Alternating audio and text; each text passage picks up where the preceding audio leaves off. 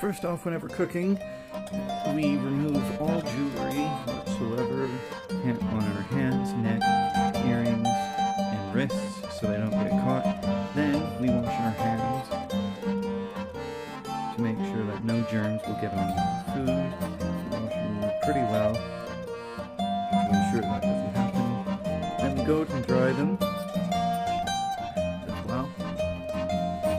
And I didn't show it in the video, but make sure you have a hat or your hair tied up to make sure that no hair will get in. And first I'm starting off with peeling potatoes. After I pre-washed them, so that way I wouldn't have to when recording. There. And as I'm still peeling potatoes, I will kind of explain what my YouTube channel is about. So, welcome to Holder's House Kitchen, or HHK for short. On this YouTube channel, I will be making foods that are supposedly, well, what I think is restaurant quality, or hope to make restaurant quality food. Because one day, my goal in life is to have, well, to own my own bakery and restaurant. Now that I'm done peeling the potatoes, I take my knife that I had recently bought at the time of recording. I cut the potatoes in half down the middle, and what you want to do is you want to cut them all in the same cut first, so that way you won't have to take one potato, cut it, and then chop it like I'm doing right here. I'm just chopping it into kind of, not necessarily wedges, but cubes almost.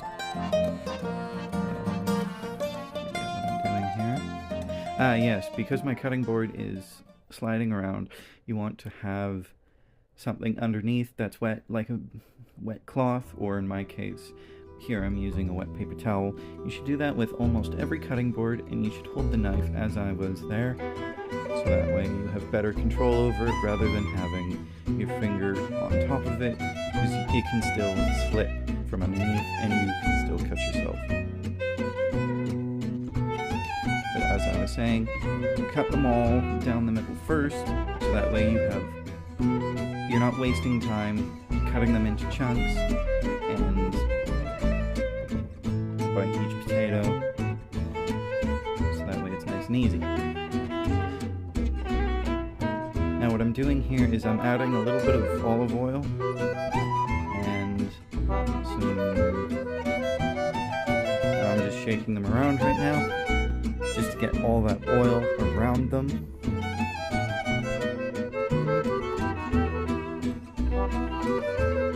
Now, I rinsed my hands off because of all the oil, and now I'm adding salt,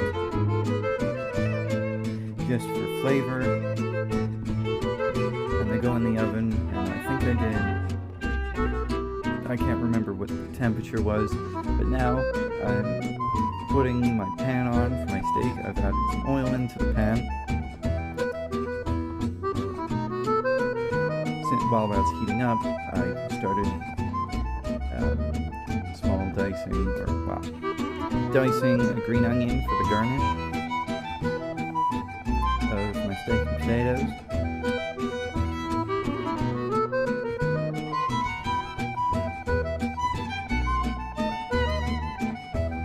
I just added them into a small bowl, and now I am going to crush some garlic, remove the skin, and now I'm going to crush it even more, and cut the ends off so that way they won't get in there. I'm going to do the same thing with the other one, like I said before, just so I don't take up too much time preparing one thing, and waste more time. So now what I'm doing is I'm dicing it, I think. I was just cutting it into small slices, and now I'm peeling off 2 layers of onion that's been in the fridge, and then I'm going to take all the slice and cut off whatever is going to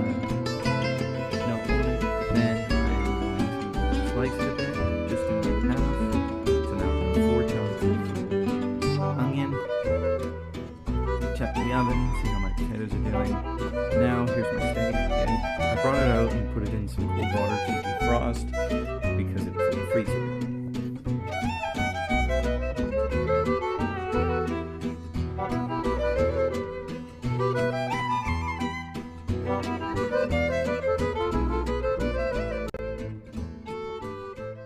Now I check on my potatoes to see if they're done. I know you can't see it that well. No, I'm adding pepper, sorry. Adding pepper for more flavor. While my oil's heated, I add my steak. Now I will admit, while I made this video, I overcooked the steak to what I wanted. I had accidentally made it well done, which I do like eating well done steak. Yes, I'm weird for that, but my goal was to get medium rare, but I didn't get that because I had it on the pan too long. Now I add my garlic and onion, but I had cooked the steak too long, and it wasn't that thick of a steak, so that's probably also one of the factors why it wasn't medium rare.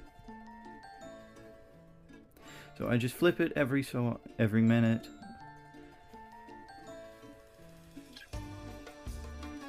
Just so it has the time to cook evenly.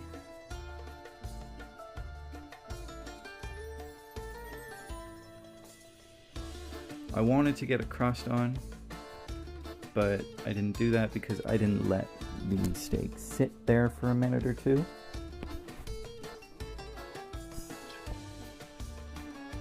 But as you can see, I'm still flipping it over.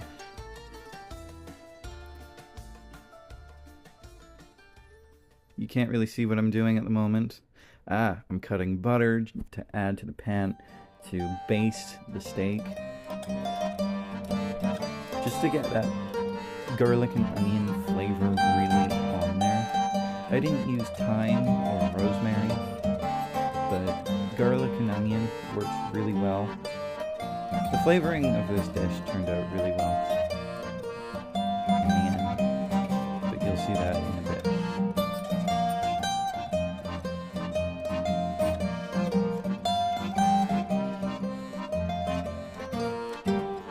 As you can see, I am now taking the butter and oil and spooning it onto the top.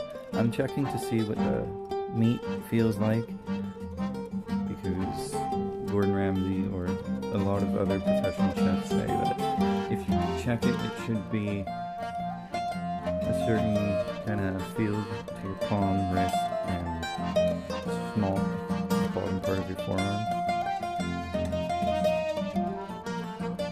Now I'm just letting it sit for a bit, kind of flipping it even more, mostly because I'm questioning what I'm doing. This is my second time cooking a steak on the pan. The first time I wanted to do it, I didn't get medium rare like I wanted. Took it off the heat because the oil and the butter. Now I'm kind of spooning that butter and the oil on top, and now it's set to the side. Now I'm taking out my potatoes, or rather testing them.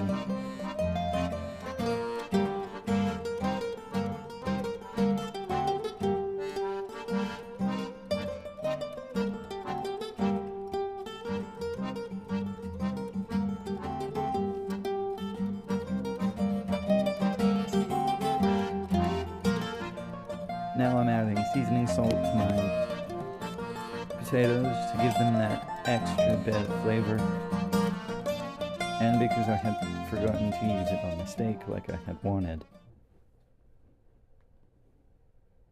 So now I'm going to cut my steak on my cutting board, again with something, or not something underneath.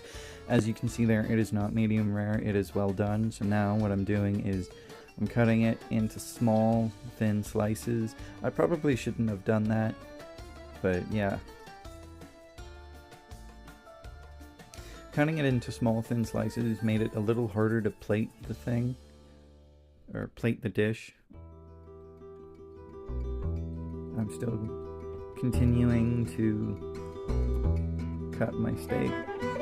From what I remember, one side was ever slightly pinker the other, which I think it was this one, but I can't really tell as I'm making this audio recording. So now I just keep both sides the way they are. Now I kind of, while I'm waiting for my potatoes, and as you should be while you're cooking, you're cleaning as you go. Because I have made a few dishes, and because you should never let dirty dishes sit while you have time on your hands that you could be using. And what I've learned in school, in class, is that you should always wash your knife first, because you never want to let a knife sit in or beside the sink. If you let it sit in the sink and there's water in there, there is a great possibility you'll cut yourself, and you could cut yourself with it just sitting off to the side.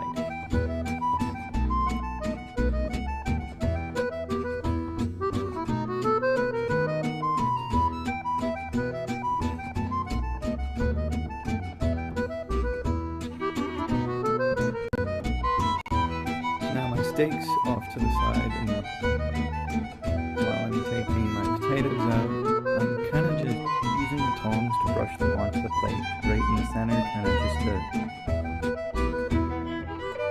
kind of make it fancy like. I'm adding the rest of my potatoes to the center.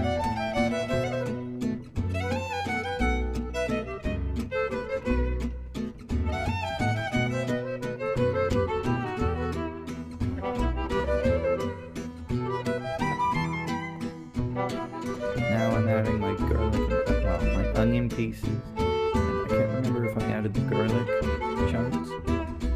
But I'm just adding the onion slices or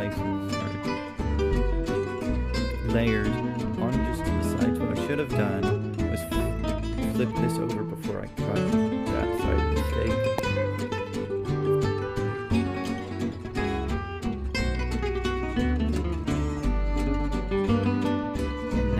Grabbed my green onion and I've garnished it with said green onion.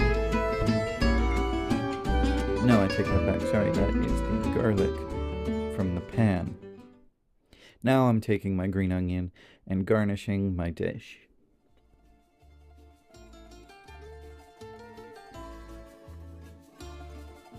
As you can see there, you have a well done steak garnished with